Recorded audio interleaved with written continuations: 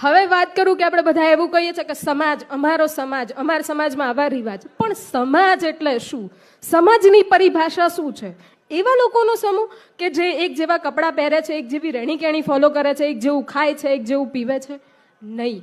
સમાજ એટલે કે એવા લોકોનો સમૂહ કે જે પરસ્પર એકબીજાનું હિત વિચારે છે અને સાથે આખા જગતનું હિત વિચારે છે ને, આ છે સમાજ.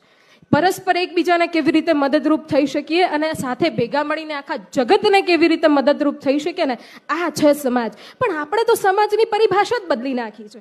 આપણા સમાજમાં કેવી પરિભાષા છે? હું એક ઉદાહરણ આપીને તમને સમજાવું કે એક ટેબલ પર એક ભાઈ કાચના બીકરની અંદર કરચલા ભરે છે અને પછી એ કરચલા ટેબલ પર મૂકીને પછી કે હવે હું મારું કામ કરું. એટલે આજુબાજુવાળા કે ઓ ભાઈ ઢાંકણ તો બંધ કરો, કરચલા બહાર આવી જશે. તો પેલા ભાઈ એવું કહે છે કે જરૂર નહીં પડે, એક કરચલું ઉપર ચડશે ને તો બીજો પગ ખેંચી અને એને નીચે પાડી દેવાનો છે.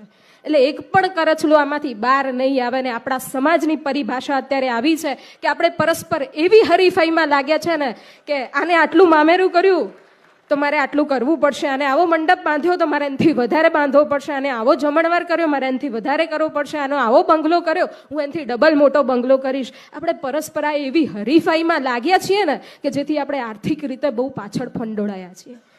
આપણા સમાજની એકતા તૂટી રહી છે અને આપણા સમાજની એકતા માટે આપણો આ સમૂહ લગ્ન ખૂબ જ અગત્યનો ભાગ ભજવે છે, એક મહત્વનો પાયો છે આ સમૂહ લગ્ન. એટલે આપણા સમાજની એકતા માટે થઈને મારી તમને વિનંતી છે કે તમે સમૂહ લગ્નમાં જોડાઓ.